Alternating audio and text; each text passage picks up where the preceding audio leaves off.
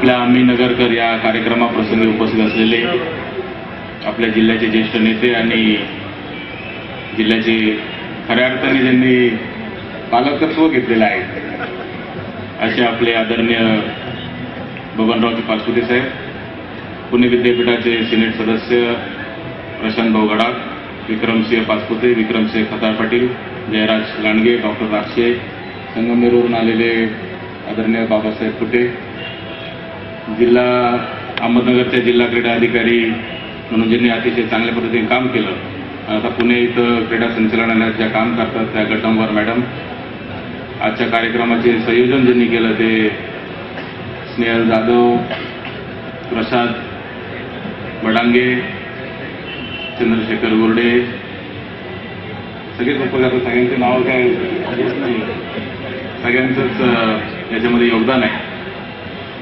खऱ्या अर्थाने आताच विक्रमने आपलं भाषण केलं आणि मला वाटतं दादा आपल्यासाठी काही ठेवलं नाही आता बोलायला.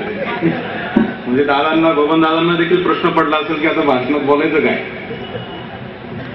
जरी तो अलीकडच्याच काळामध्ये समाजकारणामध्ये आणि शिक्षण क्षेत्रात जरी ऍक्टिव्ह झाला असेल तरी गेल्या 2 वर्षात त्यांनी एक चांगली प्रगती करून चांगल्या पद्धतीचं काम त्याच्या माध्यमातून चालू झालेलं आहे, हे त्याच्यातून निश्चितपणे दिसतं. दादा गेले अनेक वर्ष, साधारणतः 10 वर्षापासून नगरकर, संगमनेरकर, श्रीगोंदेकर, अकोलेकर असे वेगवेगळे कार्यक्रम आम्ही या ठिकाणी पुणे शहरामध्ये बघत आलेलो आहे.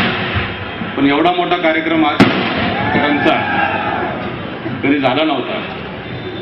फक्त या कार्यक्रमात खंत एवढीच आहे की मुलांची संख्या जास्त आहे, मुलींची कमी आहे. आणि मुली नसताना मुलं कशी आली हा आम्हाला प्रश्न पडला. कारण जेव्हा आम्ही कार्यक्रम करायचो तेव्हा पहिला प्रश्न असायचा की ह्या कार्यक्रमात मुली आल्या पाहिजे. पण मुली आल्या म्हणजे मुलं आपोआप येतात असा एक समज आमचा होता, तो आज निश्चितच कुठंतरी आम्ही चुकतो काय असं आम्हाला वाटतंय. विद्यार्थ्यांनी देखील अनेक मोठ्या संख्येने आपल्या नगर जिल्ह्यात या ठिकाणी शिक्षण घेत आहेत.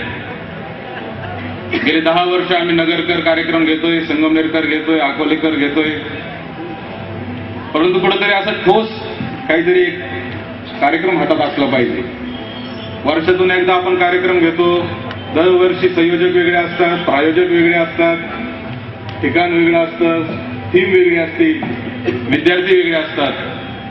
मला आजपर्यंत संयोजक कधी रिपीट झालेला दिसला नाही किंवा प्रायोजक मी तरी कायमच आहे. आता नवीन नवीन त्याच्यामध्ये येत चाललेले आहे. पण एक ठोस कार्यक्रम आपल्याला नगरच्या विद्यार्थ्यांच्या दृष्टीने, नगर जिल्ह्यातल्या विद्यार्थ्यांच्या दृष्टीने आपल्याला घेणं गरजेचं आहे. त्याच्यामध्ये आपण अहमदनगर जिल्ह्यामध्ये अनेक पालकमंत्री आजपर्यंत झाले असतील, पण खऱ्या अर्थाने जर कोणीतरी एक दृष्टी घेऊन काम करत असेल, व्हिजन घेऊन काम करत असेल तर आपण करत आहात. व्हिजन 2020च्या माध्यमातून समाजातल्या सगळ्या घटकांना बरोबर घेऊन त्यांची प्रगतीचं चांगलं काम आपण नगर जिल्ह्यामध्ये करत आहात. आणि याही विद्यार्थ्यांना जे नगर जिल्ह्यातून बाहेरगावी गेलेले आहेत शिक्षणाच्या माध्यमातून, नोकरीच्या माध्यमातून, त्यांच्यासाठी कुठंतरी आपण काहीतरी एक व्हिजन आपण या आपल्या पूर्ण कार्यक्रमामध्ये व्हिजन 2020च्या कार्यक्रमात कुठेतरी घ्यावं असं मला या निमित्ताने वाटतं. हॉस्टेलचा प्रश्न तर गेले अनेक वर्ष आम्ही चर्चा करतच आलेला आहे. आणि विक्रमने सांगितलं बारामती हॉस्टेल सारखं असावं, तसं नसावं, त्याच्यापेक्षा थोडं छोटंच असावं. तेवढं करायची आपली हिंमत नाही. परंतु एक चांगलं हॉस्टेल आपल्या नगरच्या विद्यार्थ्यांचं असलं पाहिजे. सुदैवाने नामदार बाळासाहेब थोरात हे राज्याचे महसूल मंत्री आहेत आणि म्हणूनच आणि मोठ्या दादांची जबाबदारी जर आपण पाचपुते दादांनी घेतली, पुणे शहरात जागा घ्यायची दादा आपल्याला, त्यांची परवानगी लागते आपल्याला. ती परवानगी तुम्ही घ्या, महसूलची परवानगी आपण करू आणि एक चांगल्या पद्धतीचं हॉस्टेल आपल्याला गरजू विद्यार्थ्यांसाठी या ठिकाणी करते. कारण जागेचे भाव इतके वाढत चाललेले आहेत की आपण जर म्हणलं की 1,500-2,000 मुलांचं हॉस्टेल करायचं तर आताच्या काळात ते शक्य राहिलेलं नाही. बरं, हॉस्टेल कुठंतरी बाणेर बाळेवाडी भागात करूनही चालत नाही, कारण कॉलेजच्या भागामध्ये आहे. कारण आम्ही नगर मित्रमंडळ जे आपलं नगर जिल्ह्यात तिथं काम करतं त्यांनी वाडज्याला कुठेतरी 2-3 फ्लॅट घेऊन हॉस्टेल केलं, तिथं कोणी जात नाही. ही परिस्थिती आहे. आपलं हॉस्टेल करताना देखील कुठेतरी मोक्याच्या ठिकाणी आपलं चांगलं असलं पाहिजे, ते गरजू विद्यार्थ्यांनाच मिळालं पाहिजे, या दृष्टीने आपल्याला सगळ्यांना काम करायचे. अनेक उपक्रम या ठिकाणी नगर जिल्ह्याच्या विद्यार्थ्यांसाठी आपल्याला राबवायचे. पहिला उपक्रम याच्यामध्ये आपण राबवला पाहिजे तो म्हणजे ऍडमिशनच्या प्रक्रियेमध्ये कुठेतरी काउन्सिलिंग आणि त्याच्यामध्ये कुठेतरी असिस्टन्स त्यांना मिळालं पाहिजे. आज मी आता संगमनेरवरून आम्ही संस्थेची एक शाखा पुण्यामध्ये चालू केली आणि गेले 4 वर्षापासून पुण्यामध्ये आता प्रशांत भाऊंनी देखील या ठिकाणी सह्याद्री मॅनेजमेंट इन्स्टिट्यूट नावाने त्यांची देखील शाखा या ठिकाणी आहे. आमची आहे, विखे पाटील साहेबांची आहे, तुमचीच आता नाहीये, तुमची पण लवकरच येईल, तुमची पण पुण्यामध्ये लवकरच शाखा येईल. आम्ही दाथोडे इथं राजीव गांधी मॅनेजमेंट इन्स्टिट्यूशन नावाने एक अतिशय सुंदर अशी मॅनेजमेंट स्कूल चालू केली आणि त्याच्यानंतर एक गोष्ट जाणवली की विद्यार्थ्यांच्या ऍडमिशनचा प्रश्न असेल, त्यांचा मेसचा प्रश्न असेल, त्यांच्या हॉस्टेलचा प्रश्न असेल, या सगळ्या प्रश्नांवर त्यांना कुठेतरी मार्गदर्शनाची गरज असते आणि मग ते मार्गदर्शन देण्याचं काम कुठेतरी एखाद्या व्यासपीठावरून झालं पाहिजे आणि ते व्यासपीठ आपल्याला तयार करायचे भविष्याच्या काळामध्ये.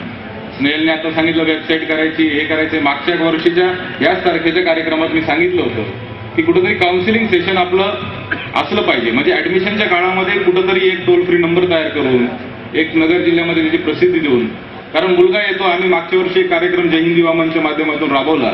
करिअर गायडन्स आम्ही जिल्ह्यात 14 ठिकाणी आम्ही कार्यक्रम घेतला आणि त्याच्यामध्ये एक पुस्तिका छापली आणि त्या पुस्तिकेमध्ये आम्ही फक्त कॉलेजचे नावच टाकले नव्हते, त्याचे डिटेल्स नव्हते दिले, तर त्याच्या आजूबाजूला कोणते हॉस्टेल आहेत, त्याच्या आजूबाजूला कोणत्या मेस आहेत, कोणत्या चांगल्या आहेत, कोणत्या कशा आहेत, या सगळ्या पद्धतीचं मार्गदर्शन आपण त्या निमित्ताने केलं होतं आणि हे मार्गदर्शन खऱ्या अर्थाने विद्यार्थ्यांना करणं गरजेचं आहे.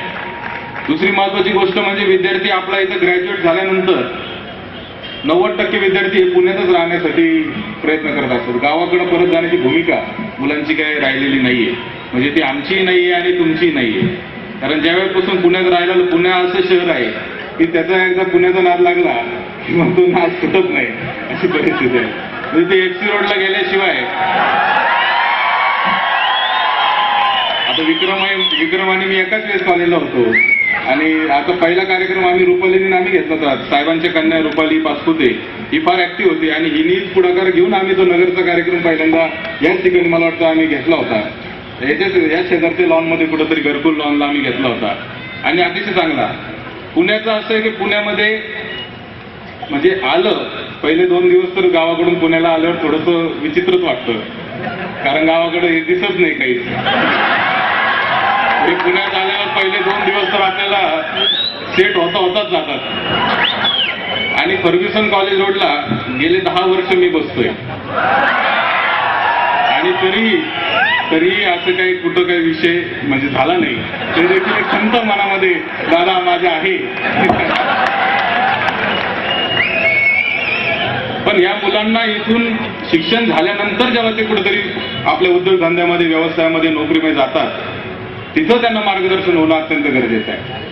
शिक्षणाच्या काळामध्ये तर मुलं एकमेकाला हाताशी धरून कुठेतरी शिक्षण करत असतात, परंतु खरा जर प्रश्न कुठं असेल तर शिक्षणानंतर त्यांना नोकरी उपलब्ध करून देणं, त्यांना उद्योगधंदा करत असेल तर एकमेकाच्या उद्योगधंद्यात आपण एकमेकाला सहकार्य करणं, एखाद्या विषयामध्ये जर नैपुण्य प्राप्त विद्यार्थी असेल किंवा चांगला विद्यार्थी असेल, चांगला युवक असेल तर त्याला संधी उपलब्ध करून देणं, हे खऱ्या अर्थाने आपल्या या व्यासपीठाचं काम असलं पाहिजे. आणि त्यासाठी एक कायमस्वरूपी एक संस्था आपल्या सगळ्यांनी पुढाकार घेऊन एक चालू करणं आता गरजेचं आहे. आज आपण बघतो की आपल्या जिल्ह्यातल्या अनेक संस्थांचे प्रतिनिधी म्हणजे कारखाने असतील, दूध संघ असतील, बँक असतील, आपण नगरला सतत यावं लागतं, सहकार खातं आपल्या इथं आहे, अनेक गोष्टी आपल्या या ठिकाणी आहेत. तर आपणच जर सगळ्यांनी कॉन्ट्रीब्युशन याच्यामध्ये संस्थांनी जर केलं आणि जर कुठेतरी चांगली संस्था केली आणि त्याच्या माध्यमातून जर आपण या विद्यार्थ्यांचाही प्रश्न मार्गी लागेल, आपलेही प्रश्न मार्गी लागतील, अशा पद्धतीची एक भूमिका या निमित्ताने आपल्याला घ्यायची.